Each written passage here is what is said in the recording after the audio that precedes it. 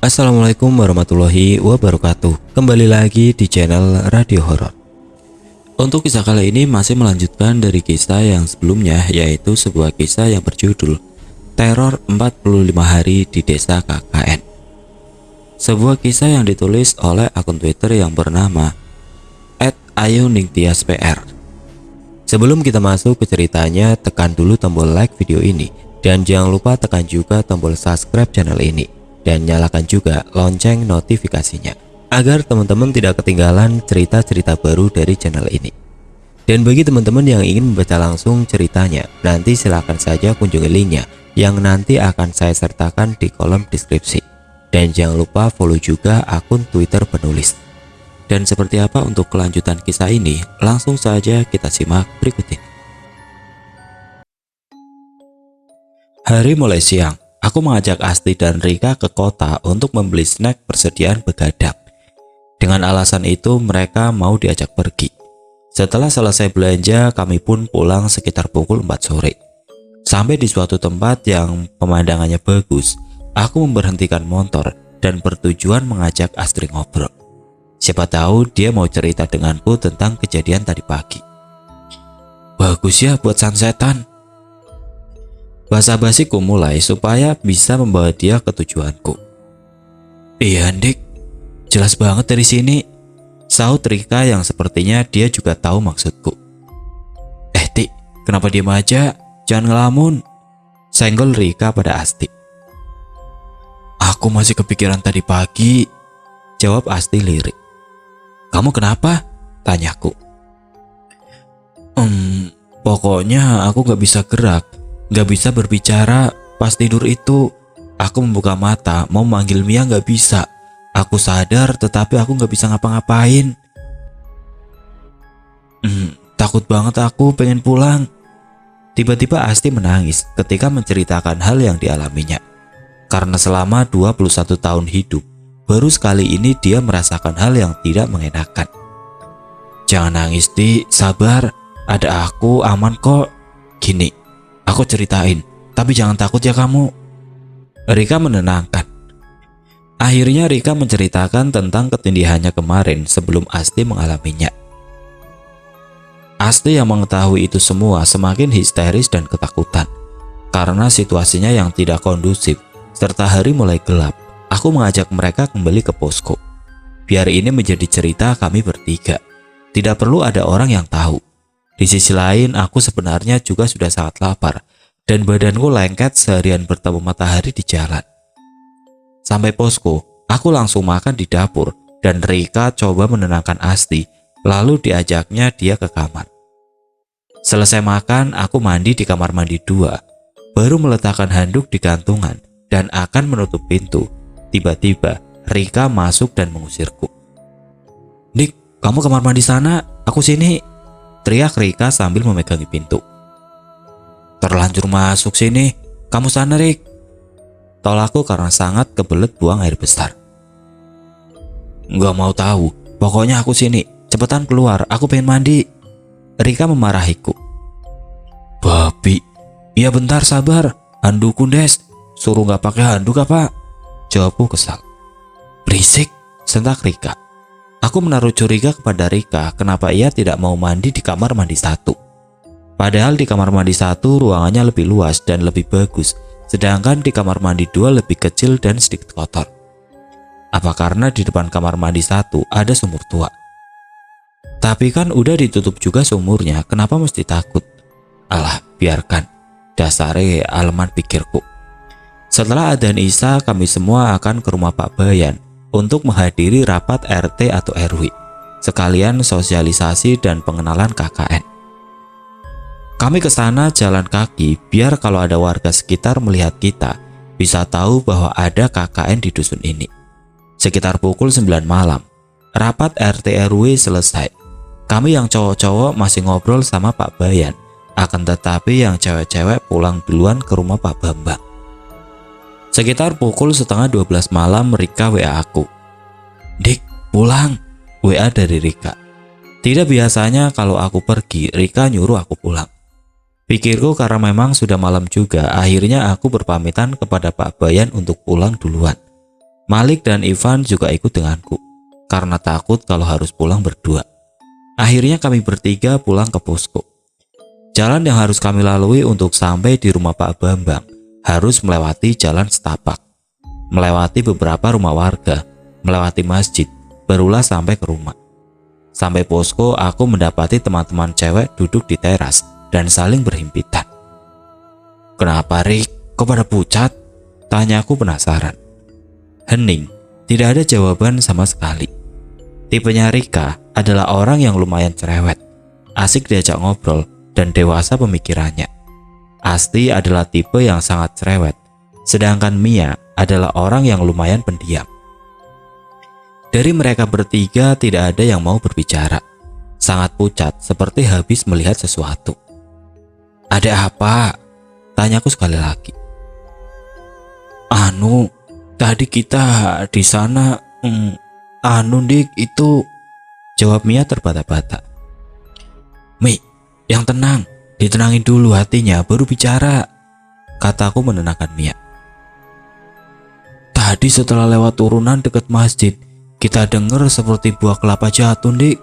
Tapi kita sama sekali gak berani lihat itu apa. Seketika kita berhenti, terus jalan lagi.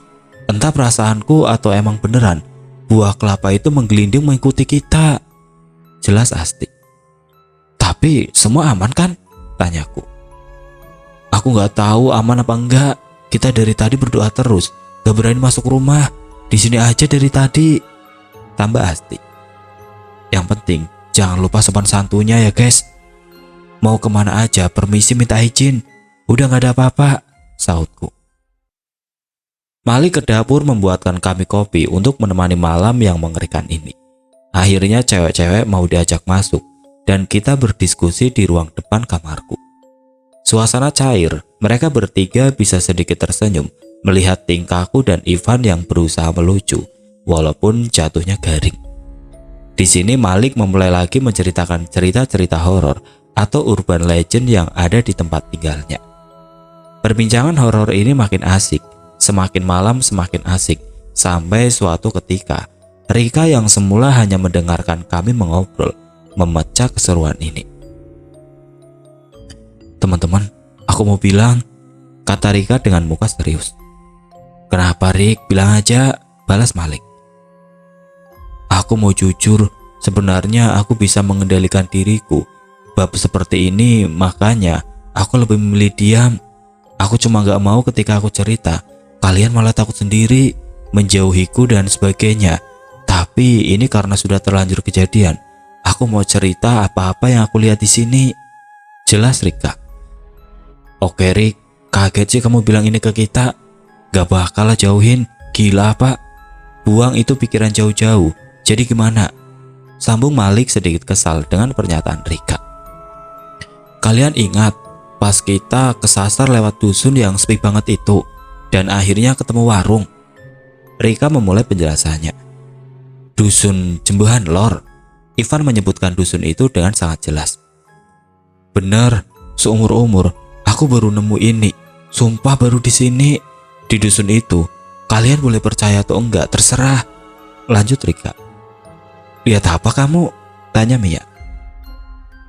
"Rik, pakai bahasa Indonesia aja kenapa ceritanya? Aku nggak terlalu paham. Tahu sendiri kan aku orang Sunda. Paham sih dikit-dikit," pinta Malik. "Ya udah oke. Kita kan orang baru nih. Biasanya orang baru seperti kita ini akan ditampakkan oleh mereka penghuni suatu tempat. Tapi tidak dengan dusun itu. Penghuni sana bahkan tidak berani menampakkan wujudnya kepada kita. Dusun itu aneh," lanjut Rika. "Anehnya?" tanyaku. Rika tidak menjawab pertanyaanku. Ia malah bertanya kepada kami semua, apakah di antara kami membawa jimat atau cekelan. Teman-temanku menjawab bahwa tidak satu pun dari mereka membawa cekelan. Lalu mata Rika tertuju padaku. Dia memejamkan mata, lalu tidak lama ia sedikit menganggukkan kepalanya. Rika membuka mata dan pandangan itu masih tertuju padaku. "Kamu ada yang menjaga, Dik?" Sontak Rika bertanya hal itu kepadaku. Semua pandangan langsung tertuju ke arahku. "Iya, tapi aku tidak tahu wujudnya apa. jawabku. Mendengar perkataanku, Rika tidak membahas itu lagi dan melanjutkan ceritanya. Oke, lanjut ya. Ketika kita lewat dusun Jembahan Lor itu, aku melihat benar-benar semua rumah itu ada perwujudan kuda kepala manusia. Sumpah, baru ini aku melihat seperti itu dan seperti peternakan karena saking banyaknya, sambung Rika. Sumpah, saut Mia. Iya Mi, dan kalian ngerti. Ketika kita lewat, mereka minggir dan cuma melihat dari tempat mereka berdiri. Biasanya kan, kalau ada orang baru langsung diserangkan. Kalau ini enggak, mereka tetap berdiri di rumah-rumah itu. Kembali Rika menyambung omongannya. Apa karena kamu, Rik? Tanyaku. Bukan, justru karena kamu, Dik, balas Rika. Aku? Tanyaku kembali padanya. Pintu samping dan jendela memang sengaja belum kami tutup. Tiba-tiba dari kedua arah itu, ada angin kencang yang sangat dingin menembus rusuk. Angin lewat dan hanya sekali saja. Tapi sumpah, aku masih ingat sekali, angin itu sangat dingin seperti mencabi kulitku. Rika kaget, lalu menutup pintu dan jendela. Ia mengakhiri obrolan malam ini dengan alasan sudah dini hari. Gangguan-gangguan masih tetap ada setiap harinya, seperti suara anak kecil. Orang berjalan tapi seperti kakinya diseret. Orang menyapu dini hari dan masih banyak lagi. Saking sudah terbiasa mendengar itu, kita hiraukan saja daripada dipikir bisa bikin sakit kepala. Hampir 3 minggu kita di situ dan sepertinya penghuni sana masih belum mau menerima kita. Ketika malam datang, suasana begitu mencekam, baik dari warganya yang tertutup sampai penghuni-penghuni yang lain. Pagi hari aku dan Rika akan menemui Pak Carik di kelurahan untuk membicarakan tentang proker plang yang tidak boleh memakai kayu itu. Aku mengajak Rika karena dia sangat lihai dalam berbicara. Kami menaiki motor lalu melewati turunan. Setelah melewati turunan itu, di samping kanan jalan, terlihat ada pohon yang sangat besar. Posisi pohon itu agak masuk ke dalam gang, tapi karena ukurannya yang sangat besar, jadi dari jalan kelihatan jelas. Jika kita masuk ke dalam gang dan melewati pohon itu, maka akan menemukan dusun Ronce. Dik, cepat, suruh Rika. Kenapa? Tanyaku. Gak apa-apa, cepat, pinta Rika. Sampai di kelurahan aman. Rika juga biasa saja. Dia tidak menunjukkan sikap aneh. Selesai bertemu dengan Pak Carik, kami berdua langsung pulang melewati jalan yang sampingnya ada pohon besar itu. Sesampainya di posko, kita istirahat dan malamnya akan ada rapat. Malam setelah Isya kita rapat membahas proker plang penunjuk arah. Selesai membahas proker, Rika ingin bercerita. Teman-teman, aku mau bicara ya, ucap Rika. Rik, udah dibilang dari kemarin, kalau mau ngomong yang tinggal ngomong aja. Jangan bocah, saut Malik. Kalian tahu kan, kalau mau ke dusun Ronce ada pohon besar sekali. Rika mulai bercerita. Iya Rik, kenapa? Tambah Malik. Nah, di depan pohon besar itu kan ada hutan. Di hutannya itu ada kerajaan gaib. Semua ada di situ. Mau wujud apa aja ada. Aku tadi gak sengaja ngelihat ke arah sana, jelas Rika. Wah, ketika kamu nyuruh aku cepat pas naik motor, tanyaku. Iya, di sana daerah keramat. Kalau lewat harus klakson ya semuanya. Pokoknya jangan ngawur, tambah Rika. Oke Rik, jawab Asti mewakili jawaban kami semua. Entah apa yang akan kami dapat selepas KKN yang penuh dengan kemistisan tempat ini. Aku berharap semoga KKN cepat selesai dan bisa tidur di kasur empukku. Yang terpenting sekarang adalah prokerku berjalan lancar. Warga senang, Pak Bayan senang, dan nilaiku mata kuliah ini mendapat A. Budaya KKN adalah mengunjungi posko-posko teman yang lain. Aku lumayan sering ke dusun Melati menemui temanku dan mencari-cari, siapa tahu ada yang cantik. Rika dan Mia berpamitan mau ke dusun Ronce menemui temannya yang bernama Nia. Sepulang dari dusun Ronce, Rika menemui aku ketika aku sedang ngopi di teras. Ternyata yang mengerikan bukan hanya kelompoknya kita, Dik. Rika memulai pembicaraan denganku. Sautku. Poskonya Nia, rumahnya juga angker. Jadi dapurnya mereka itu deket sama sumur. Terus di sana ada suara seperti orang mainan batu lama banget. Dan semuanya denger. Mereka baru rapat posisinya. Terus suara itu muncul. Cerita Rika padaku. Tapi gak separah punya kita kan? Tanyaku. Enggak, Dik. Tapi ternyata ya ada kelompok lain yang digangguin, balas Rika. Ya namanya juga rumah, pasti saja ada penghuninya. Menurutku wajar sih mereka ingin menunjukkan eksistensinya, karena ya memang itu daerah mereka. Pikirku seperti itu. Pagi hari aku izin kepada Malik untuk ke kota membeli bahan-bahan pelang penunjuk arah bersama Ivan. Sampai di rumah aku menceritakan semuanya kepada bapak. Di hari pertama sampai hari aku pulang kuceritakan semuanya.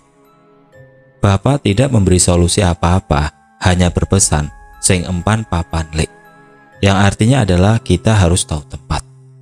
Rencanaku dan Ivan setelah selesai membeli barang-barang mau menginap di rumahku 1 hari, baru besoknya kembali ke posko. Tapi baru saja selesai menceritakan pengalamanku kepada bapak, HP-ku bunyi. Rika menelponku berulang kali. Aku angkat teleponnya dan Rika sudah membabi buta menyuruhku segera balik ke posko hari ini juga. Dia tidak mengatakan apa-apa dan kenapa menyuruhku pulang, padahal rumahku dengan kota T perjalanan hampir 3 jam. Aku bergegas memberesi, pamit bapak dan segera kembali ke posko. Aku tidak tahu akan kudapati apa setelah aku sampai di posko. Sekitar pukul 8 malam, aku sampai di posko dan Rika langsung menarikku ke teras. Dengan muka yang sangat serius, dia menceritakan kejadian ketika aku pulang. Anak kecil yang menindihku sudah berani iseng, kata Rika. Ngapain dia? Tanyaku. Udah berani menampakkan diri, padahal pas kamu di posko, dia gak berani. Cuma pas aku ketindihan itu, terus ini pas kamu balik, dia menjauh lagi, jelas Rika. Berarti gak apa-apa kan sekarang? Udah, tenangin dulu Rik, aku udah di sini. Kataku menenangkan Rika, yang sepertinya sudah mulai stres dengan keadaan yang semakin memburuk. Di lain hari ketika pukul 9 malam, aku ingin membuat kopi. Aku saat KKN sengaja membawa heater bertujuan untuk memasak air di kamar supaya lebih praktis saja. Aku memasak air. Ketika airnya sudah matang, baru sadar kalau belum mengambil gelas di dapur. Aku berjalan ke dapur dan mengambil gelas. Ternyata Mia sedang mandi di kamar mandi 1. Iya, Mia memang gemar sekali mandi di malam hari. Dia mandi bisa berkali-kali karena badannya mudah berkeringat. Baru mengambil gelas dan sendok dari tempatnya, listrik padam. Yang matiin lampu siapa ya? Teriak Mia dari dalam kamar mandi. Mati lampu Des, jawabku. Dik, Andika, itu kamu, ngapain? Tanya Mia. Ambil gelas Mi, mandi ya jam segini kamu tuh, rematik nanti, jawabku sambil jalan menuju ke kamar. Aku masuk kamar lalu membuat kopi. Setelah kopiku jadi, aku duduk di ruang tamu bersama teman-teman yang lain. Tidak lama kemudian Mia datang. Loh Dik, cepat sekali sudah sampai sini, tanya Mia padaku. Aku dari tadi di sini Mi, dari ambil gelas tadi, jawabku heran. Kamu tadi mengajakku ngobrol kan? Tanya Mia, sepertinya menaruh curiga padaku. Iya, bercandain kamu terus pergi aku, jawabku kembali.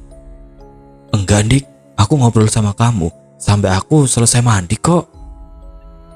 Jelas Mia terheran-heran. Enggak Mi, seingatku terakhir aku ngomong itu cuma ngomong mandi kok jam segini. Habis itu aku jalan ke kamar terus ke ruang tamu, jelasku pada Mia. Enggak Dik, bantah Mia. Tanya anak-anak kalau nggak percaya Mi, sautku.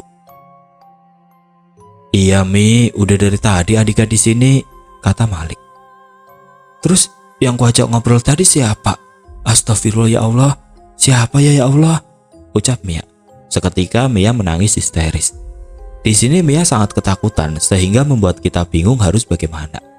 Mungkin ini kali pertamanya mengalami hal seperti ini. Aku ke teras lalu menyulut rokok agar bisa berpikir jernih. Sebenarnya aku juga menghindari Mia, biarkan saja teman cewek yang mengurusinya. Gangguan-gangguan ini terus muncul, kali ini ditambah dengan suara ketukan pintu yang sangat keras. Benda-benda berjatuhan tanpa tahu penyebabnya, dan masih banyak lagi. Selang 4 harian, anak kecil itu kembali menampakkan wujudnya. Pagi menuju siang hari, Ivan belum bangun, padahal hari itu dia ada proker. Rika membangunkannya agar tidak terlambat mempersiapkan peralatan proker. Saat Rika keluar dari kamar cowok, tiba-tiba anak kecil itu berlari menembus tembok berulang kali. Rika sangat shock, sungguh sangat di luar nalar. Rika memang sangat kuat pada saat itu. Ia tidak ingin satu di antara kita menjadi penakut. Banyak yang disembunyikan dari kami. Kata Rika pun, dia hanya bisa bercerita denganku saja, karena aku dan dia satu frekuensi. Aku tidak tahu apa maksudnya. Yang terpenting bagiku, jiwa 5 temanku tidak ada yang terguncang. Malam pun tiba. Kami ada rapat besar di rumah Pak Bayan. Aku tipe orang kalau di kamar mandi lama, buang air besar dulu lalu mandi. Ya sekitar 1 jam lah kalau dihitung itu. Teman-temanku meninggalkanku di posko karena jam sudah menunjukkan pukul 8 malam.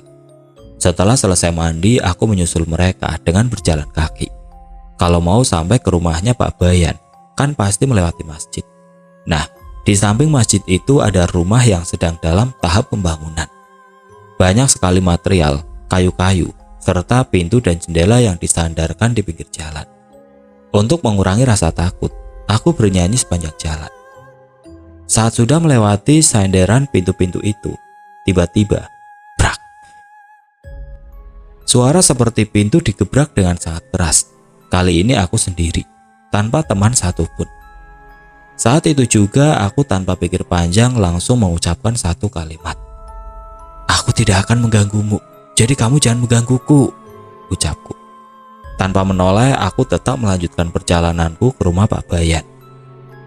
Tidak ada yang kuberitahu tentang hal ini. Tidak penting juga untuk mereka mengetahuinya. Selesai rapat, kita pulang. Alhamdulillahnya perjalanan pulang ke rumah Pak Bambang aman-aman saja. Mungkin karena kita ramean. Berganti hari ketika aku mandi di kamar mandi 1 yang depannya ada sumur itu. Ritual pertamaku adalah buang air besar. Aku membawa HP untuk nonton YouTube supaya tidak sepi-sepi banget. Dari depan pintu aku merasa bahwa ada orang di sana sedang menari-nari. Melompat-lompat, tingkahnya sama seperti Rika.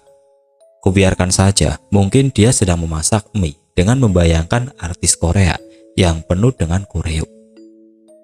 Sampai lama sekali dia menari-nari di situ. Aku sangat yakin bahwa itu Rika. Yang biasanya bertingkah seperti itu hanya dia. Awas saja nanti. Kalau selesai mandi kumarahi kau Rik, karena sudah mengganggu konsentrasiku. Gumamku dalam hati. Selesai mandi aku menghampiri teman-teman yang sedang duduk nonton TV. Jangan coba menakut-nakutiku, ucapku tegas kepada mereka semua. Karena mereka kaget, sontak pandangan mereka tertuju ke arahku dengan muka terheran-heran. Kuulangi sekali lagi pernyataanku itu. Kamu kenapa, Dik? Baru saja keluar kok marah-marah, tanya Rika. Kamu tadi lompat-lompat di depan pintu kenapa? Balasku pada Rika karena sangat kesal. Aku? Tanya Rika kembali. Siapa lagi yang banyak tingkah kalau nggak kamu? Sautku. Dik, aku dari tadi sama anak-anak di depan TV dan aku nggak ke dapur loh, bantah Rika. Terus yang lompat-lompat di depanku tadi apa? Ucapku lirik. Tidak ada yang berani menjawab pertanyaanku ini. Teman-temanku hanya saling memandang satu sama lain, lalu merapatkan pegangan mereka. Rika langsung mengalihkan pembicaraan, sedangkan aku ke kamar untuk ganti baju. Selesai ganti baju, aku ke teras sembari menghisap rokok yang kupadukan dengan secangkir kopi panas. Rika mendatangiku, lalu duduk di sampingku. Itu alasanku, kenapa aku nggak pernah mau mandi di kamar mandi 1. Jelas Rika. Maksudmu? Tanyaku penasaran. Yang sukanya lompat-lompat itu apa? Tanya Rika padaku. memberikan sebuah clue. Po, kataku. Gak usah disebutkan, tahu kan? Rika memotong omonganku. Astagfirullah, astagfirullah, astagfirullah, sambungku. Karena aku sangat muak dengan perhantuan yang ada di rumah ini, aku ikut berkumpul dengan pemuda pada malam harinya. Aku mencoba mengakrabi pemuda dengan cara ikut berkumpul atau membantu mereka ketika ada hajatan dan lain-lain. Tujuanku supaya anak KKN ada proker, mereka bisa diajak kerjasama. Kejadian yang kualami tadi siang membuatku bad mood. Seharian aku hanya diam saja dan sekitar pukul 8 malam, aku ke rumah salah satu pemuda, yaitu base campnya mereka. Pukul 11 malam aku baru pulang. Kumasukkan motor ke dalam garasi, lalu aku menghampiri teman-temanku yang duduk di ruang tamu. Mereka hanya menatapku serius. Kita dari tadi nggak gerak, diam di sini. Ketika baru nonton TV, ada yang nyakar jendela dari arah luar. Kita langsung duduk di sini. Jelas Rika dengan muka yang sudah sangat jelek. Aku tidak menjawab perkataan Rika barusan karena perutku sudah meronta-ronta. Kutinggalkan mereka di ruang tamu dan aku berjalan menuju dapur. Saat menuju dapur, ada suara sendok yang dipukulkan ke piring. Mungkin Pak Bambang baru mau makan malam, pikirku. Sesampainya di dapur, tidak kutemui siapapun di sana. Aku hanya melihat meja makan berantakan dan magicom yang menganga. Kali ini aku benar-benar kecewa dengan teman-temanku. Kok bisa dapur sampai sekotor itu dan membiarkan magicom terbuka? Kalian itu udah besar, nggak mikir magicom dibuka, ya nasinya nggak panas. Habis-habisin listrik, bentakku kepada mereka. Astagfirullah, demi Allah, belum ada yang makan, Dik. Kita dari jam 8 sampai 11 duduk di sini. Jelas Asti. Lah terus? Di sini nafsu makanku hilang, bulu kuduku langsung berdiri. Aku tadi mau makan, baru sampai dapur, belum jadi ambil apa-apa. Ada yang ngetuk jendela dapur, terus aku lari ikut anak-anak nonton TV. Jelas Mia padaku. Karena saking penasarannya, kami berenam memutuskan untuk menengok dapur. Saat kami sampai dapur, centong nasi berada di antara tutup magicom dan badannya. Padahal saat kulihat tadi, magicom benar-benar terbuka lebar. Apalagi ini, ya Allah. Kejadian di dapur ini membuat aku dan teman-temanku sekarang kalau makan selalu bersama. Tidak boleh ada yang kelewatan. Pokoknya makan bareng, selesai juga harus bareng. Situasi dapur dan kamar mandi yang semakin tidak bisa diprediksi, ini membuat kami semua tidak berani mencuci pakaian. Akhirnya dengan kami memutuskan untuk laundry saja. Tugas untuk mengambil laundry adalah Rika dan Asti. Jarak tempat laundry ke posko lumayan jauh, jadi harus menggunakan kendaraan. Hanya ada satu jalan untuk sampai di tempat laundry. Jalan ini bakal melewati hutan, melewati satu dusun, lalu melewati 3 kuburan, baru bertemu jalan raya. Asti dan Rika berangkat dengan aman. Akan tetapi, kata Rika, ketika melewati kuburan, tidak sengaja Rika melihat kuntilanak sedang duduk di tembok kuburan. Mereka berdua sudah melewati kuburan itu. Rika iseng melihat ke spion. Ternyata kuntilanaknya sudah tidak ada di tembok itu, melainkan dia terbang mengikuti mereka sampai posko. Kuntilanak ada di depan posko sampai kira-kira jam 5 sore, baru dia pergi.